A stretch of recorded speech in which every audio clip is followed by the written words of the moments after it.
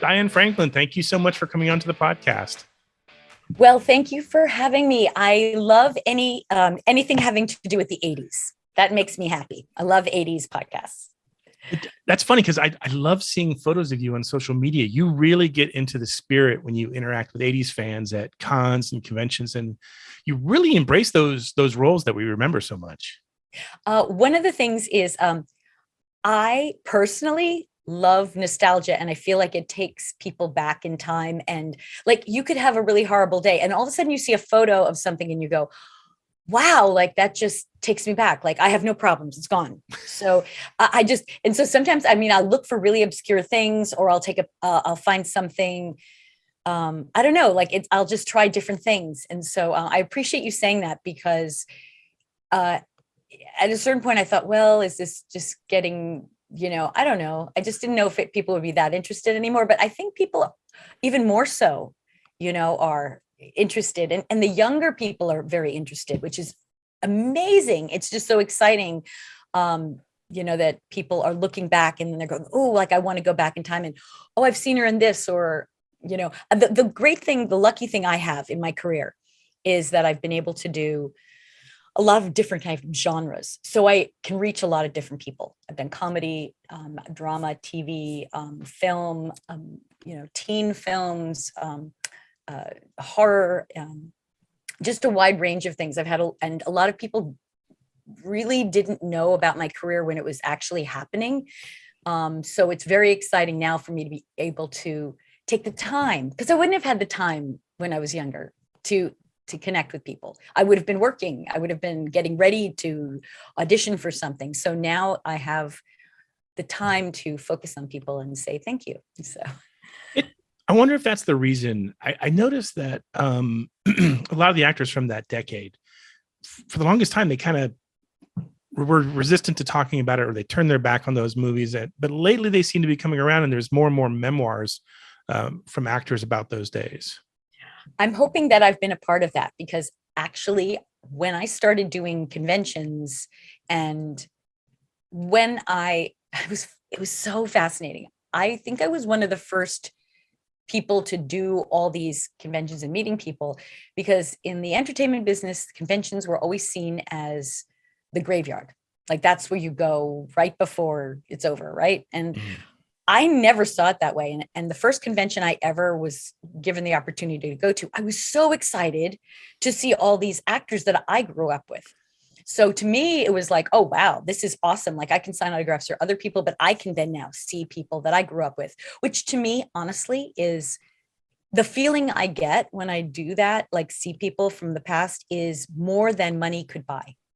It's more than going to a great restaurant. Like how many times do you go out to eat, but then how often do you meet someone that you perhaps were role modeling, or had a crush on, or just those feelings, they just take you back. So what happened was I started going to these conventions. I'm going to say now, could be 20 years ago. Wow. All right. I started going, and by the way, it was weird. It's weird to go to a place and somebody wants your autograph. And you meet a stranger. I mean, the starting of it is very strange, but then once you have the experience and you meet people, it's a beautiful experience. So what was interesting was I started to do these conventions, and then I started telling people, my friends who are actors and actresses, you should go and do these, because you have no idea like how happy it makes people. And I think it's one of the things we can do as actors to give back, because we've always been on the other side of the screen. We've never known how we affected people. And the stories I hear and the things that people bring me are beautiful and life-changing, and affect me as well. In answer to your question, yes, other actors are starting to do it more. They're trusting it. And then what happened, honestly, was conventions became a moneymaker. And then all of a sudden, all the studios wanted to have a spot at a convention.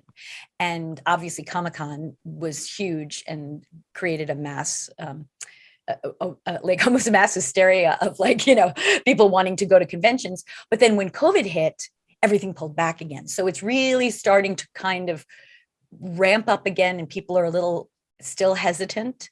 But all I can tell you is I've been to a whole bunch of conventions, and I am not casual about COVID. So I've worn masks and been, you take them on and off, and I've been vaccinated. I feel like a dog. I've gotten my shots, So I think for me, yeah, I mean, it's been a positive thing and very exciting for, I think it's just good for me, good for you, Or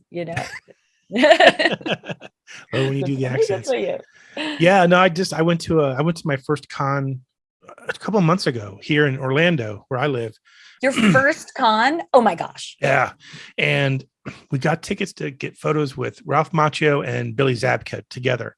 And then Nathan Fillion, because I'm a huge Castle and Firefly fan. But the line to get in and get your tickets, I mean, we think we stood there for 3 hours and we finally gave up. It was a madhouse. There must have been 160,000 people there. Yeah, you have to watch your conventions. Honestly, I think the best ones are the small ones because you get more time with the person and they're more intimate. When they get huge, it's out of control. I mean, lines around the block for one person. And also by the time you see the actor or the person, they're so exhausted, and they all can be like, they sign really fast, take a picture, and it's gone. So you've been waiting for 3 hours, and then you get less than a minute because it's so hard. I mean, for me, I've been very fortunate because I don't know, just I get people, I get a constant stream, but I don't have those huge lines, which, obviously are money makers for the people involved, but I can see why the actors are, who are that big, get tired. Yeah. So when you're doing those, I mean, people come up in character. I'm guessing that Monique is probably the most popular thing for people to dress up for when they see you, right? You know what? Well, as far as people coming up, people have asked me, and I've even asked fans and people who are interested in the 80s, like, what do you think I'll be remembered as? Like, Better Off Dead, or Amityville, even people come up to me about that. I mean, TerrorVision. I mean, it is such an unusual thing. I have a very wide range, and Better Off Dead, Bill and Ted's. Like, so there are people that just know me from one thing, and that's it. So, although I love, when I asked this to my fans, it kind of went 50-50 with Virgin and Last American Virgin, if you don't know the film, The Last American Virgin, and Better Off Dead. But then there are people who are horror people, and I am Amityville all the way, Amityville 2. So I'm kind of, I feel like, obviously people will see you as they first saw you. Like the first thing they saw you in is who you are. Yeah. And so some people hate me because they know me as Karen. We're going to get into that. I swear we're getting into that. They hate me. And then other people like, oh, she's a Bill and Ted princess. Forget it. She's a babe. Like it's a whole. Yeah, you know what I mean? It's just, it's super cool. But in response to that, when I do meet people, I really try to find out what film they like me or know me from. And then I, focus on that. And so people who are, oh, wait, hold on. Do you hear that? That's going, it's my husband with me. Maybe we can, okay. He talks very loud. So, wait. Hey, Ray. He'll never hear me. Do you still hear him? Barely. Okay. I was just going to say he's loud. My husband's awesome, but he's loud, which it works for me because I'm deaf in one ear. So it all works out. Anyway, if you still hear it, let me know. Okay. We can always cut this out. Okay. You say that people are attracted to the first role they remember you in. For me, I mean, it's obviously Karen from The Last American Virgin. I mean, and I've had issues with that over the years because for the longest time, you and Karen are synonymous. And I don't think that there's a character in 80s film that I have ever been as angry about as Karen. So yeah, no, I'm glad you said that because it is a big responsibility to play Karen, especially now that Karen is a name too. All Karens. Oh, I didn't think about that. Jeez. Stay away from the Karen.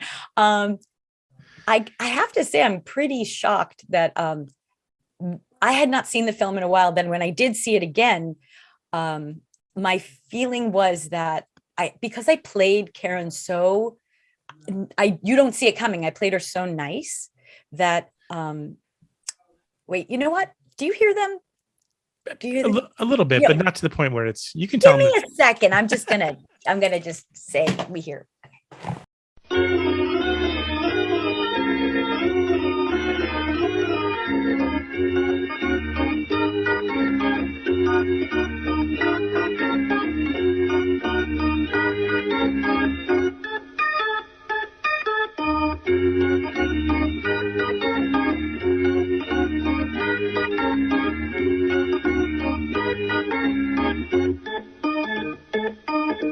So Virgin, Last American Virgin was a film that I didn't even know if it was going to get made. I mean, when I got the audition, I had no idea that, I mean, at that time in the early 80s, you didn't know if a film was going to get even on the screen. That was not a given. There was no internet. I mean, so it took so much for a film to get made.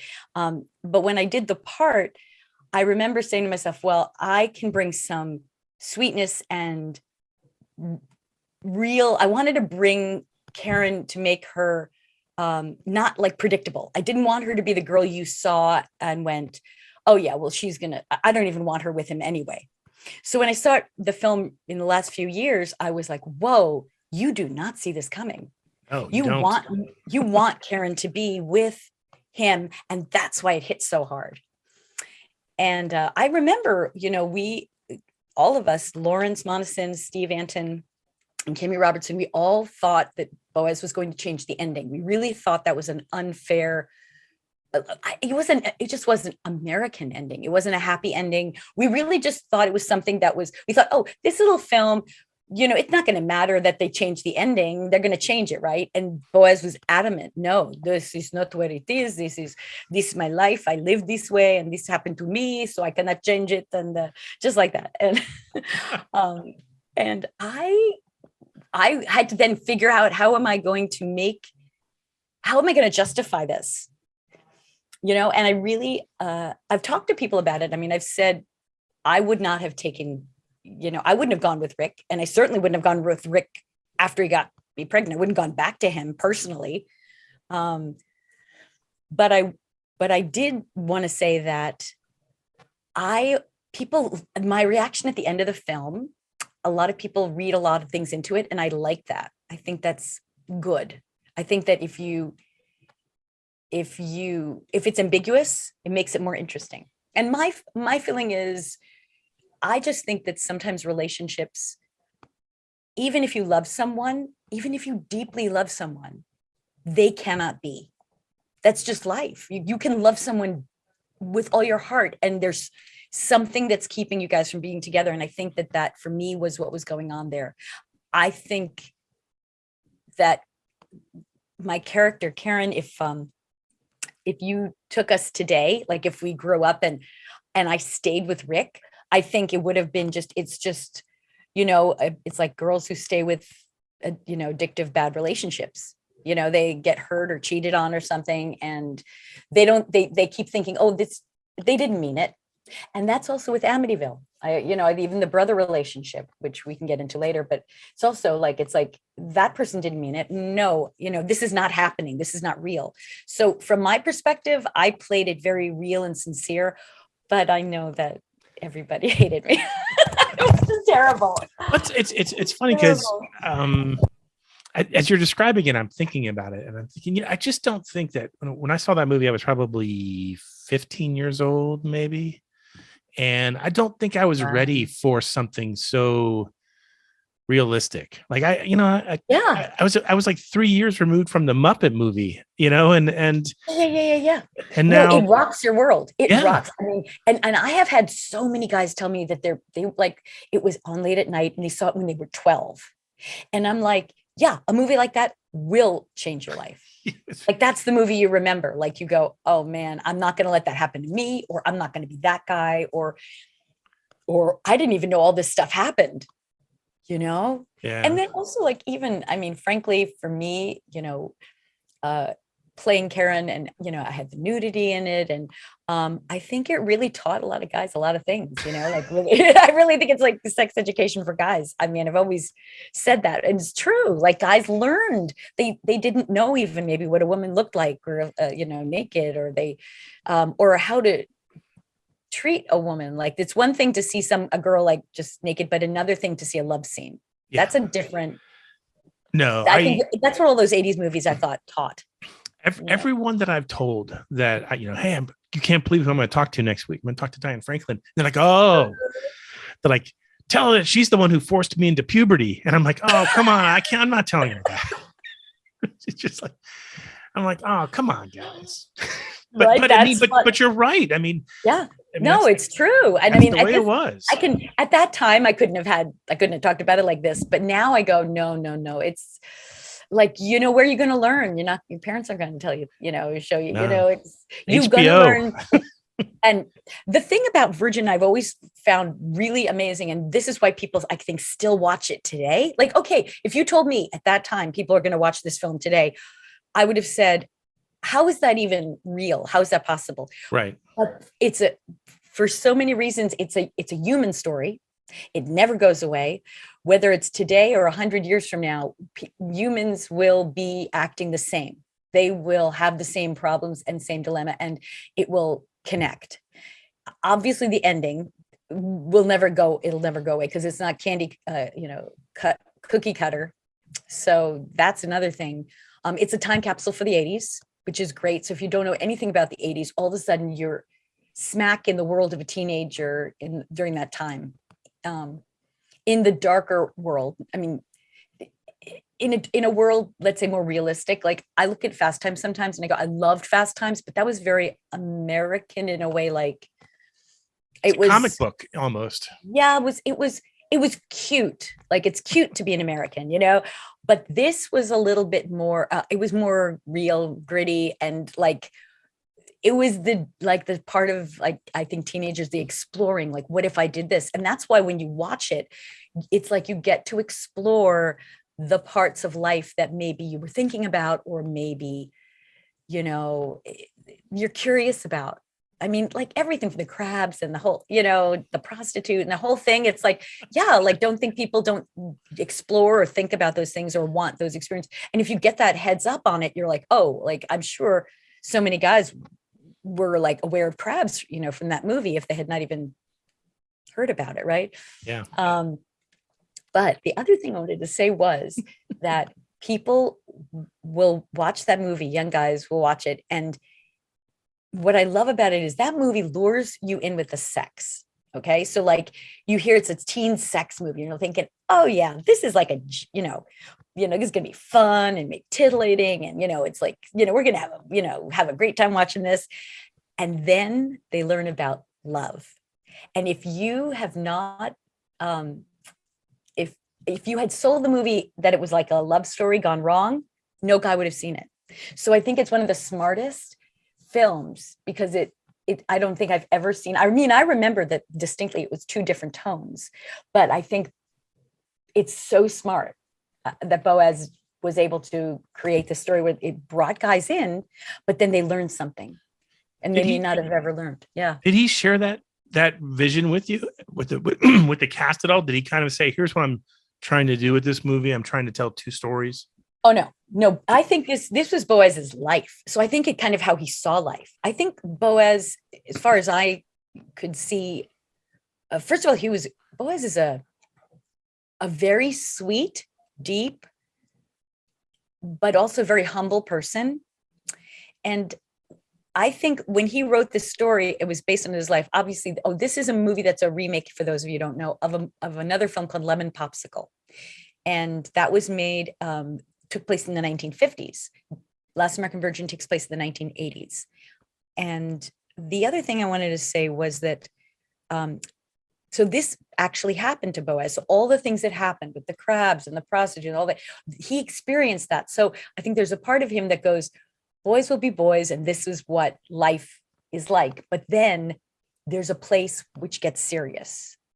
And I think that was, I don't think he did, it wasn't an intellectual thing. It was an emotional thing. I think he connected to the story emotionally, and that's why it works for us as an audience. Did you ever get the impression? Did you ever hear from him after the movie came out? Was he happy that it did? Was he happy with the final result? Did it express? Did he find it cathartic in any way? You know, I've only heard positive things. I don't think I don't know if I asked him personally, but at the last screening, I did see his daughter. She came to the screening because Boaz couldn't, and it was a screening at American Cinematique. And Lawrence Monison and I were there to answer questions, Q&A. And so his daughter came, and that meant so much to Lawrence and I. Because that meant that the film still means something to him, and he would have loved to have come, but I think he was afraid with the COVID going on that's not a good idea. But his daughter came, and she was lovely. And it's amazing to see in her eyes how much this film has affected her family. And by the way, Boaz directed it and wrote it, but his wife, Ruia, she edited it. So it was very family film. It was a very connected film. It meant a lot, I think, to that family. And it was I think it was his first American film, maybe. I'm not sure, but after that, he moved on to other things. And I know that there were plans to make sequels, because in Lemon Popsicle in Israel, there were many sequels. I don't even know how many, like 8 or so. I have no idea. But with us, Last American Virgin, that was the only one. And I don't know why. Maybe it was because in maybe Israel, maybe they're a little bit freer with those teen films, maybe the nudity or the subject matter. But here, maybe it was big, but it wasn't. Maybe had resistance from people to show it in theaters. I don't know. Because it definitely pushes people's buttons. Some people just left the theater in the middle of it, because it tackles, issues like abortion, and it tackles, there's cocaine and reference to cocaine, and there's drinking. But this main thing about this film is that teenagers act like adults. You don't barely see the parents, and that the kids have to make adult decisions. And again, that brings us back to a feeling of when you're a kid and something happens to you, do you tell your parents or do you take it on? And during the 80s and the early 80s, kids took it on. They took it on. It's your problem. You're not going to get rescued. You're not going to do it. You have to deal with it. You'd go to your friends or whatever. That it was a different world. So, I think that's another thing that might be shocking to people who see it today. Yeah. I agree with what you were saying earlier too, about how when you see your character in it and it plays out, it's not, what she does isn't quite as telegraphed as teen movies you see today. I read in your book that you describe your role as having no center, no self, no identity, but rather you gravitate to whoever is nicer in the moment, like a feather in the wind. Mm-hmm.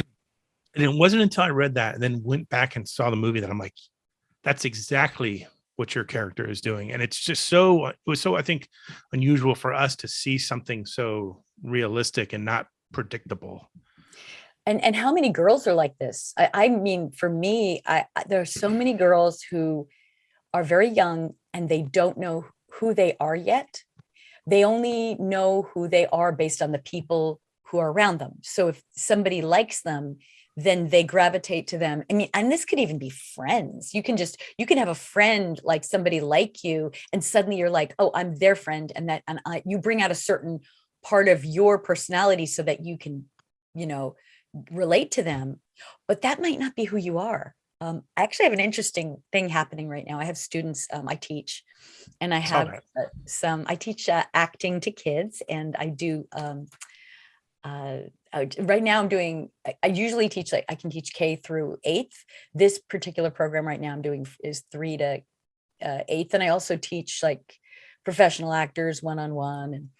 And I had all kinds of teaching. I do improv and scene study and voice work and all this stuff. So dialects too. But I have this one girl, and she has friends. She is a 6th grader. Or 7th grader. This is the height of socialization in middle school, 7th grade. I mean, eighth grade is like, you're just right there. Like your friends are the most important at that age. And she and her friends are very tight and they talk all the time and they're very close. And one girl loses her, is very talented, but she loses herself in her friends completely. Like when her friends are around, she completely loses her identity and she becomes like just one of those girls. And she actually stops being her own person. And then there was this other girl, she is doesn't have a sense of who she is yet. So she's the one who latches on. She's like the third person in the wheel. But the second girl is fascinating because this is a girl that I didn't see her identity until I started teaching her. And then she was able to say no to her friends. Like she's going to do her own thing. Like she was able to hang out with them, but then she would be like, no, I'm going to go do this thing. Or, I saw her become her own person. And I went, wow, like there's an example of, where Karen is she just goes from person to person. There's a time in life where whether you're younger or older, you have to decide if it's your life or if you're going to just follow other people in their life. And I felt like Karen she never had her own center. She had a friend and she was popular almost by default. She's pretty, like in the sense, she was just a reflection of everything. And she's like, oh, okay, fine, whatever. Her friend Rose is, Rose has more of a sense of herself, to me. So more identity. But Karen was more like, if you like me, okay, I'll just go to you. And whoever's in front of me, whoever wants me the most. But I mean, the other thing too about it came from her thing comes from insecurity, not from ego. And I think a lot of times people think really pretty girls are into their ego, but when you have a strong ego, it means you're very insecure. Do you know what I'm saying? I mean, that translates. Like if somebody's like, oh, well, I'm all that, they're massively insecure. Because if someone's really secure, they don't need to go, oh, look at that, right? Like, right. So the one thing about this movie that I'll always remember is it will forever ruin the song "Just Once" by James Ingram for me. Right? Oh yes. But my gosh. They played that so many times in the movie. I didn't even realize it until I just recently saw it and I went, and the audience even went, oh my gosh. I mean, you hear you hear the piano and you're like, oh shit. Right. Oh, that's it. To this day. Thank you for mentioning that. That's funny. Well, even when I did that, I think when I did the breakup podcast one time on Stuck in A's, I think we either started with it or ended with that song or both, because it is iconic for its appearance in that movie. I mean, it's an amazing soundtrack. I mean, just start to finish, but my God, I mean, you say that song and everybody goes Last American Virgin. Yeah. Like you hear it on the radio. Absolutely. It is interesting. That's the other thing too. That film was the first film that used popular teen music as a soundtrack. It wasn't a thing. It was the first. And we were so lucky. I mean, Boaz, I don't even know how we did. It was so lucky to get all those musicians because it wasn't, normal, usual. After that, everybody started, saying, okay, let's find our favorite band and, pay them and see if we could do it. But it was brilliant. I think it helped everyone, it really was a brilliant idea. It was helped a lot of artists, and so made me very happy that now if I hear music like that, I go, oh, there it is. There's the song. Yeah. What's happening now? Or, I know what boys like. I know, like I think Since You're Gone by the Cars, Better Luck Next Time by Oingo Boingo. Right. There's these little messages that are sprinkled in there. And I remember even at the time, I'm like, I don't even know who these musicians are. It's only when I went back, 20 years afterwards, and when I was like, oh my God, that's Oingo Boingo. Holy crap. All these bands I had never been exposed to at that point in my life. So contrast Karen. It's like exam for your chemistry exam at NYU. Right. Contrast Karen with Monique from Better Off Dead. I mean, this is almost like the evolution of Karen. This is like the better version, like what you were talking about before. Someone who is confident in her individuality. Thank you so much for noticing that, because that was a very big thought in my head at the time as an actress, because okay, before I did Virgin, I was cast in a soap opera as a bad girl. And like I was the girl who was influencing the good girl and getting her to take like hide her birth control pills in her shoes. And it was like a whole thing. And I never understood why they hired me as a bad girl because I was a good girl. I was always like a good girl. And that's like, I know like, that was just kind of my thing. Like I wasn't, I remember, you know, I mean, meaning like I didn't do drugs or take, I mean, I just was more innocent that way. Like it wasn't judgmental. It was just like, I just wasn't that. So, but I kept getting cast as the bad girl. So I was like, what's up with that? And then with Karen, I was like, what is up with this? Why? And I realized later that people were trying to find a way to cast me, but it was because I was, you know, like they saw me as being pretty. I'm not even going to say I never really saw myself as pretty, but they did. And because of that, at the time, casting would always try to go, oh, well, we can't make the pretty, we have to push her to the pretty girl. And then we're going to have to make her the bad girl, you know? And I was like, I didn't understand that emotionally. So I always felt like that wasn't who I was, like center, you know, but whatever, you want to get roles, you play all these different characters. And I am very committed. And you know, I played an evil girl, an evil babysitter in a movie called Summer Girl. I mean, now that I'm thinking about it, a lot of bad girls were like, wait a minute. And you were almost the bad girl in Better Off Dead because weren't you originally up for the part of Beth? Yes.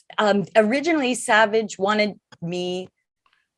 He looked at me for the role of Beth because he saw in Last American Virgin. And so now I get that. I go, oh, wow. Now I see what you were seeing, that you saw me as the pretty girl, the nice girl who would have dumped Lane. So, but when I went into that audition, I came in so strong as Monique, so strong. Like that is the fact that you even brought this up. I came in there because I bonded with Monique emotionally. And so he was shocked. I think they were all shocked that I would want to play this character, that I could play it. So I remember Savage really struggling. He was like, we got to make you really like, you know, really super adorable. Like, let's try a lisp, like, you know, so talk like this. I don't know. I'm like, you know, I think he was just trying to change the image of Karen. And I was like, you know, so we cut my hair and the whole thing, you know? So, but when you're talking about the evolution of the character, yeah, I mean, look, Karen in the early 80s, girls were seen as objects, objectified. And I'm talking, this was before Molly Ringwald, you know, before she came out. There was even like Jennifer Jason Leigh, we were, you know, that character in Fast Times, or even Phoebe Cates, like she was an object of desire, you know, and Phoebe actually played an interesting, because she was like more the American girl of like, yeah, I'm hot, but you know, I'm tougher that way. Like, I don't care, you know? But women were not looked at, there was always like, they were pretty and like looked at that first. And then, oh yeah, you're smart, you know, that kind of a feeling. It was just different. And by the time I got to Better Off Dead in the mid 80s, you know, all the John Hughes films came out where we now had a centered female character. Like she was the main role of those films. That was the first time girls had with Molly Ringwald. What I think was exceptional about her career was John Hughes gave her the opportunity to be the focal person in the story. We got to know her. We got to know her emotions. We got to see that she's a full human being. And we'd never, ever, it was almost like she was like John Cusack in Better Off Dead. Like she was the poor girl. Oh, you feel bad for her, you know?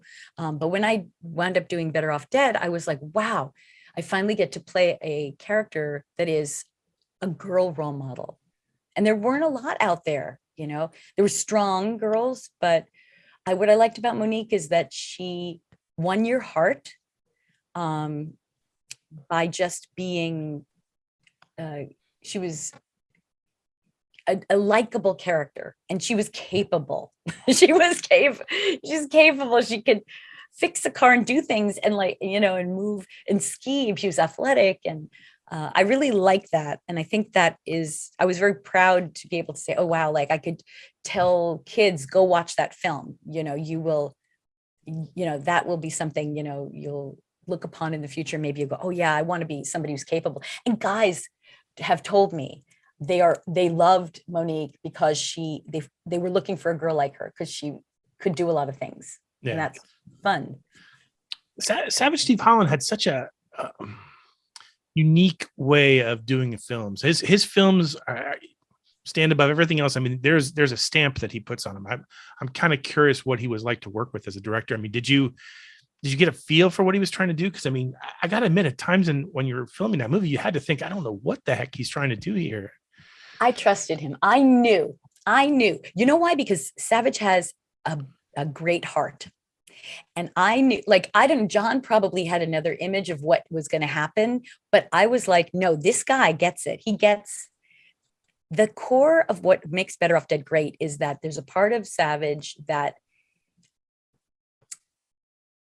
it's like, I'm going to say, like, gets the core of America in the sense of wholesomeness. He values, I think there was kind of a 1950s part of Savage, like that. There's a center that is very wholesome, and he can be really, he's really smart and and can do jokes off things. He gets it. But at his core, there's a wholesomeness, and that's really, it's just part of who he is. And I knew it the minute I met him. I mean, I was telling someone about this. When I first met Savage, I came for my audition for Better Off Dead, and I was in the lobby, and I was like, needed some water, and I saw this guy in the hallway, and like I said, oh, can you grab me some water? Or do you have like, do you know anybody can get, I'm about to go into a meeting. Is there any water you can get? And he's like, oh yeah, sure. And he got me some water. And then I'm like, oh my gosh, thank you so much. And this beaming young guy, like looking like an intern. And I'm like, thank you so much. And yeah, I'm about to go into this meeting with this director. Have you heard about somebody named Savage Steve Holland? And it was Savage Steve Holland. And he said, that's me. And I went, like, oh my God. I'm like, well, guess I'm not going to get this job. I was like, very good, but thank you. Very nice to meet you. Yeah, blew it. Totally blew it. Just asked the director to give me some water. I have no idea what this is going to lead to. But yeah, it was so, he's unassuming, that's the thing. The minute I saw him. So while we were shooting this film, the things that I definitely knew were different than any other film I had experienced was, one, he laughed while we were working. Like, he laughed at when things were good, we got feedback. So that meant we knew we were doing well. And he also, he enjoyed the process so much because it was his first film. Whereas obviously directors who direct a lot they're just working against the clock. I mean, they have to, like, we got to move here, we got to move there. So it's hard for them to enjoy it as it's happening. And so you don't get a lot of feedback. You go, okay, we're doing the next scene, and, I'll give you time to prepare, and, maybe make some suggestions, but he actually enjoyed every minute. So I knew that the film was going to be great. And you know what?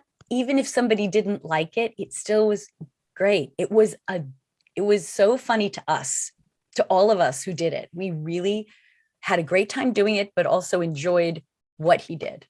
And so to this day, like, I mean, when fans love it, I go, thank you for getting it. So thank you for, having room in your heart to get it, because you can't have a closed off heart if you love this film. Like, you have a big heart. End of story. End of story.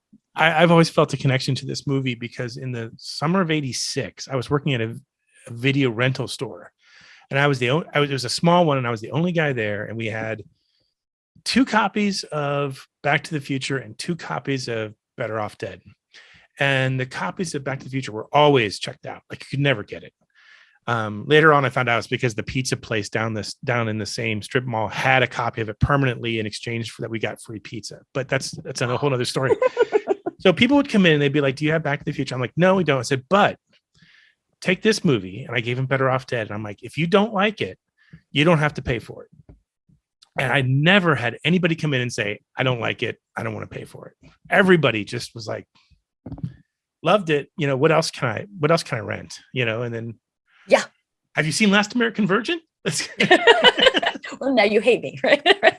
Well, I guess you will throw it at me when you're done with that. Well, I mean, I always tell people, watch Last American Virgin first, then watch Better Off Dead, because you'll end up, it'll be fine. You'll forgive me, hopefully. well, I mean, Savage must have enjoyed working with you, because I mean, didn't he want to bring you back for One Crazy Summer? Then you did come back for How I Got Into College. Yes. Well, with One Crazy Summer, we did shoot a scene. I was really, it was so sweet that he asked me to come. Basically, it was the end of the movie, and I was walking by with another guy and waving to John Cusack. Oh, nice. Like, hi, right? And John was like, what? So that was the end, but he had to cut. Savage had to cut, but he always regretted that. He was like, I wish I could have kept that in. But they had to cut for time. And so then he asked me to come for How I Got Into College. And again, I thought this role was hilarious. I had to play a mom, and I looked like I was 21 17, years old, 21, maybe. yes, 20. Yeah. I'll give it that. I'll get definitely. let's go to 20. Let's get over 18. So I'm not a child bride. Yeah. Wow, was that a funny part? I'm trying to like unload the main character to a college because I want him out of the house. I just need the room. Yeah. And we need the room. And it was at the time when that wasn't more common. It was the beginning of that kind of attitude of like, oh, please just let him leave. We can't keep this. Please take this kid to college, because I need the space, So yeah, I again loved working with him. Love working with Savage. He's great. And speaking of that, that's what was amazing about this new book that I have, because I told Savage I decided to write a Better Off Dead tribute book. And for those who don't know, first of all, you go see the film first, then get the book, because then it'll make all sense to you. But I wrote it because there were never any special features in making this book. And I mentioned to Savage, I said, I'm going to write this book. And I actually mentioned to all the cast, like I said, I'm going to write this book. And I was like, I didn't know if people would be into it, or if they didn't, you just don't know. I mean, you do a film and you don't know how other people feel about it. And everyone was excited, but Savage was blown away. Like, he was like, I have been waiting for this moment. Please let me send you stuff. He sent me so much. And I am so grateful, because this Better Off Dead book is called The Excellent Comedy of the Last American French Exchange, Babe of the 80s. Just look up Diane Franklin book. Okay. And it also says it's the tribute, Better Off Dead tribute book. So you can look that up as well. But this book is in my heart. Loved writing it, loved meeting people. I interviewed, Curtis Armstrong. I have an interview, a live interview. I mean, I haven't released it. It's not something I took information from it, but even for me to have been able to ask him questions, go back in time and do that was phenomenal. So maybe at some point, if he was into it, I would release it, but just some amazing interviews. Yeah. How does he feel? I mean, I know, I think everyone pretty much knows, anyone who really follows the 80s knows that Cusack has never really embraced Better Off Dead, but I'm just kind of curious about the rest of the cast. I mean, how does Curtis feel about it? Curtis loves the film. He loves it. He might, I don't know if he's actually, no, he's never been exhausted about talking about it. He's always been grateful to the fans. He has a book out, and he's got a chapter on it. So he loved it, and he loved working on it. And he even, when I read his book, there were things I didn't know. Like I had forgotten, we had a meeting, a reading, and he said, oh yeah, we all jumped into John Cusack's convertible or something, and we drove to this restaurant to eat. And I don't even remember that. Like, I was like, okay. And he's like, I was sitting next, these girls, Beth and, Monique. And so I'm glad he wrote that, because I was like, oh yeah, I don't remember that, because there's so many things. But he loves it. Beth, Amanda Wiss, loves it. Like, I even talked to her about it in a heartbeat. We would do, all three of us certainly would do if you brought it back, like Monique and Beth and Charles DeMar grown up, we would be there in a heartbeat because it's just so delicious and so fun. Yeah. And then Aaron Dozier he was so excited about this book. He also loved the film. Damian Slade, who played the paperboy, loved it. Like, I mean, he's grown up, but still, I mean, he's the paperboy. So yeah. No, he's iconic. God, I would love to see a movie like this. I mean, it's sort of been the trend now for the last 10 or 12 years to either do a reboot or a sequel to some of the 80s classics. And Better Off Dead seems like pretty ripe material for bringing some of those characters back and just having some fun with them. Would you be open to a project like that? Oh my gosh, absolutely. I've talked to Savage about it a little bit. I don't know where he's at. He wants to do one, and I don't know if it's where he's at with it. I have to talk to him, but certainly, absolutely, in a heartbeat. Yeah. Like, how fun. And my feeling, like, I mean, at a certain point, I would even write a script because I've been doing so much writing. I've not that I'm a writer. I would certainly have, other writers look at my work, but certainly just to get it done. Because I mean, honestly, at a certain point, everyone's busy. So it's who's going to do it? The person who cares, right? Yeah. So it'd be great to bring it back on a streaming service, kind of like they did with Cobra Kai. Just kind of imagine it in a different format. It doesn't have to be a movie. It could just be even a limited series would just be a fun thing to do. With Monique and Beth and all our kids. Yeah. Getting down the K-12, right? Like, just super fun. You sell yourself short as a writer. I just rolled through your book. I mean, it answers so many of the questions that fans would have of everything you've been in. I mean, you really address it all. I mean, it's hard to, when you read that, come up with questions that you haven't already covered. Thank you. I mean, I certainly, when I write from a perspective of what I would want to read and what I would want to know, and how even the way I set the book up, I wanted it to be where, for me, like, I like a book that I can go to any chapter and start reading. Like, I don't want to have to read from the beginning and the preface and know, oh, okay. So I found that if you do it that way, people will go back and read things if they are interested. So I tried to do a chapter on every character, just because I think we all have someone we identify with, right? Like, oh, I'm the Beth, or I'm the Charles DeMar, I'm the Ricky, like, who am I? And the characters that are in Better Off Dead, you might say somebody's a bad guy, but even bad guys have their reasons so it's kind of interesting. When I wrote it, I'm not going to define people's just, this is the jerk and this is that, but we do in life. We have in the past generation used to do that very quickly. Oh, that's the jerk, and that's the nerd, and we did that, and we identified. But today's generation, they don't do that. So when I did it, I was like, well, I know I'm writing to the older generation, but also I'm not ignoring the new generation, because honestly, we don't want to have that negative head. So I was trying to be careful in how I wrote, not for anything more than just respect.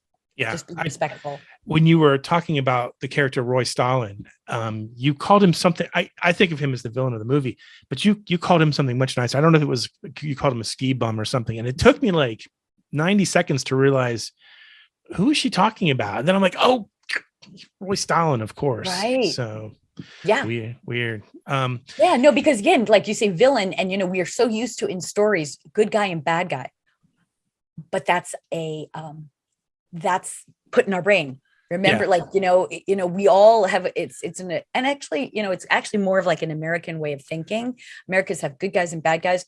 European is like full circle. The good can be the bad, and the bad can be the good. So it's kind of just a different head. You could sort of see in some ways American theater evolving in that direction, though. When you watch some of the series now that people binge, I think the characters are a little bit more, they have definitely, even when you look at a series like The West Wing or something like that, like an iconic series. I mean, all the characters, there were no true villains or angelic heroes. I mean, everyone had their faults. And that took a while to happen since the 80s. It wasn't the original way things were written. I think it was perhaps I think perhaps originally it was economic because it was easier to go, well, we're going to, if we, nobody wants to be this, everyone wants to be this. And so if we, and then we're going to sell this to these people, like who want to be the good guys and the heroes, it was easier. I think it was based on that. But then what I'll say is that today, I mean, it's wonderful. Like you've got, it makes all like the superheroes, even the character, Marvel characters, whatever all the different characters are much more human. And because of that, I look at it and say, all right, like you could say some people are just born, bad, but then there's also so many people who are obviously nurtured bad. And so you have to look at a person and say, how is this person seeing the world?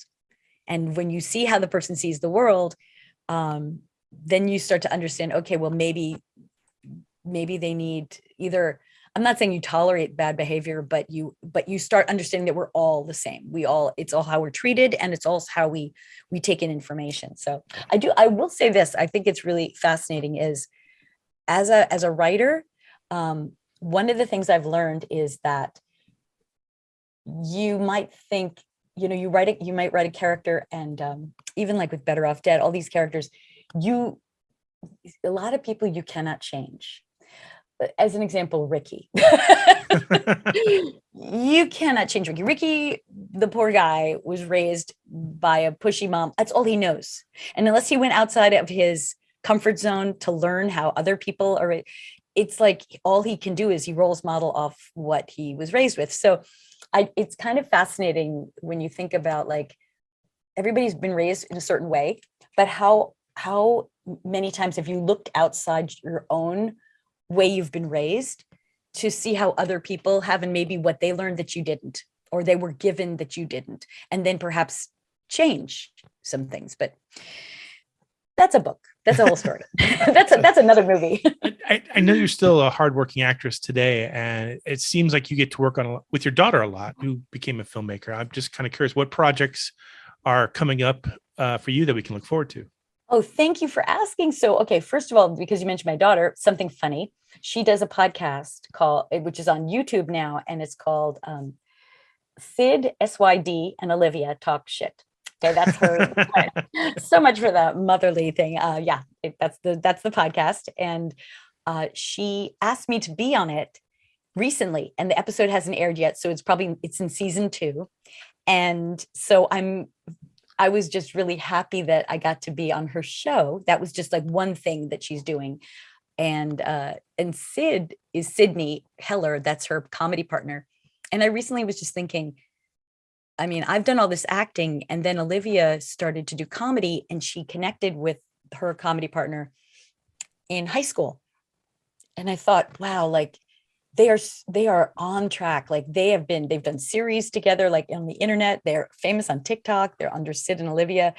They're really, really, really working hard, and they're spending a lot of time together. And I thought, wow, like just having the opportunity to be on the show it's like a moment in time. Like she could jump to a series, and it could all change in a flash. So I was really grateful to be on the episode. It was like, oh, I get to work with my daughter. You just never know. Did she ask any questions you didn't see coming, or? Well, it was the episode has to do with astrology, and so I'm giving her some astrology thoughts, which is kind of funny. Like I sort of doing predictions and that, so it's kind of funny. My background is I always take it with a grain of salt, but my mom used to do charts, so I know, like I was raised kind of knowing about that. So it's just a very fun episode, and it's pretty cool. I was giving that to her. But so I did that, and then I also did a lovely short film, which is now, I think, being submitted to film festivals all across the country, and it is called Falling Up.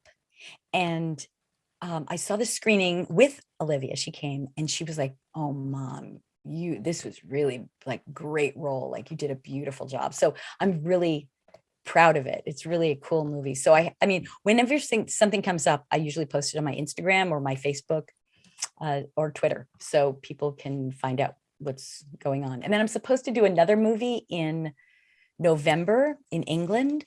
And that's it's fascinating. It's like horror, but it's spooky. So I like that. Yeah, So, but what attracts you to the horror movie genre? I mean, because I mean that is kind of a. I mean, and I think I told you I'll via tell you. email. I don't watch your horror movies because I'm so susceptible to nightmares. Period. Like, Duh, yeah, I completely get that. Here's what it is. I like horror because for me, that's where the drama is. To me, like, oh, you do like a cop show or something, that's a lot of exposition. Like, I saw him on Tuesday and we were in this, I was down the hall, like in, room 217 when he came in with a, knife and it's a lot of exposition. To me, the horror films are where you get real good emotion. And so as certainly for now in my career, even though I did Amityville 2 when I was younger, first of all, that's just a rite of passage as an actor. I just feel like as an actor, it's so exciting and so good to do a horror film because you start understanding filmmaking a lot because you see special effects makeup, how the music affects it. It's really, and the tone and the feeling on the set that the director sets up is very different, very specific. And you get a lot of room in a horror film to act. There's a lot of, you've got time where it's not like, let's get it done. Because you're not waiting for the light, right? Losing the light. It's 3:00 in the morning and you're shooting, but still. But I really like horror because, again, for me now as an adult actress, in my later years, that's where the drama is. Like that's where the heavy roles are. And I mean, I did Amityville Murders in 2017. I think I did that, and it came, or 18, maybe it came out in 18. And I was blown away. I got to play Louise DeFeo, who was actually, sadly, I'm sad that I even had to do this in the sense that it happened, obviously, that she passed away because of the real life murders. But what a gift it is to be able to play someone, because that's I get to pay tribute to the person. So yeah, that's what I like horror that way. I'm not into the horror where like you saw me decapitated and my head goes flying and blood comes out of my nose and, claws rip into my face, that's not my style. So I don't do those films, but I like spooky, scary, suspenseful horror. yeah. So that makes me, I think it's kind of more exciting, right? Still not going to watch it because I remember the last time when I watched that John Cusack did about some hotel room. It took me like 4 days before my dreams returned to normal. No, just watch Bill and Ted's Excellent Adventures instead. Just skip the whole thing. Yeah. I just showed that to my wife for the first time last week, and I'm like, I don't know what you're going to think, because when you first see it, it's a little off, but she loved it. She thought it was fantastic. Oh, that's not. Yeah, again, like, boy, look, think about it. Every film may not hit with each generation. It's some things hit, some things don't. What I really like about Bill and Ted's Excellent Adventures is that they can show it in high school. Like you're in that, yeah. or the days where like, okay, the substitute teacher's here. We're going to show a film and all the kids are like, yes, we can do nothing today. And they're like, okay, we're going to watch Bill and Ted's. Like, yay. So to me, I'm so glad that film exists because kids can have a great day. And then they do a paper on Last American Virgin in college. That's how they take it. You would have been great if you had been cast as Joan of Arc, which I know is what you were. Yeah. I'm just saying, I can totally picture you as Mozart's wife and Amadeus too. I mean, thank you. 2 roles that I wish you'd gotten, but it would have been amazing to do the role of Costanza. But it's funny. I mean, it would have been a totally different take, but it would have been amazing. And I do have my audition tapes. So at some point, you gotta put them online. Reveal them. Yeah. At some point. Online. Oh my gosh, they're so incredible. Just what an experience. Just to have that, just to be, those of you who don't know, like I auditioned for Mozart, Amadeus, the movie Amadeus, and the Oscar-winning movie, which won like the most Oscars of ever. as the role of Costanza, Mozart's wife. And boy, what an amazing audition process, what an amazing film. And I got to work with Milos Forman many days. Like we worked so many days. So it was great to meet him and Saul Zantz. So amazing. Yeah. That leads me into our traditional final question here at Stuck in the 80s. We like to think of our podcast as a time machine. And I can give you a seat on the podcast time machine to go back to one day or one event to witness it or change it. So theoretically, you could go back, you could use this seat to go back and change it so that you get this part of Mozart's wife. But I'll leave it up to you. What time or event would you go back and watch or change with the podcast time machine? Okay, I have it. I figured it out. Okay, are you ready for this? So although I would love to go back in time and get that role as Mozart's wife, I would never have met my husband. I probably would never have done Better Off Dead, and I would never have had my kids. So I have to let that go, because I would have loved to do it as an actress, but in the big picture, my life is so much more fun and so much more. I would have, I'm just have, it's much more fun. I don't know, I can tell you, it wasn't maybe a list, but boy, it had a great life. So that's first, but are we ready for this one? Lay it on me. Okay. What would I change? I would like to have been in, and I know this is weird, Bill and Ted Face the Music as the wife. And why that one and not Bogus? Because that one would have been such a thrill for fans. And my daughter Olivia auditioned to play my daughter. And imagine if that had happened. If I was brought back and she was brought back as Keanu and I's daughter, that would have been an amazing wink, wink, nod, nod to all the fans. Like, just would have been phenomenal. So I'll trade that story. And thank you for asking that question, because that I hadn't thought about it until just this second. And I went, of course. And Kim and I have actually talked about this, Kimberly Cates, who played the other princess. And we were like, why didn't that happen? And so there you go. It's happened now through you. Thank you. Well, I can't take all the credit. The podcast time machine does on the miracles on its own. Diane, thank you for this wonderful conversation. 17 years in the making since we started this show, but I couldn't think of a better occasion to do it for the 40th anniversary of Last American Virgin. I hope everyone gets a chance to go and watch it again and see it now that they've had your added perspective to it. I think they'll see an amazing movie that stands the test of time. Just to let you know, if you do love Virgin, my second book is called The Excellent Curls of the Last American French Exchange, Babe of the 80s.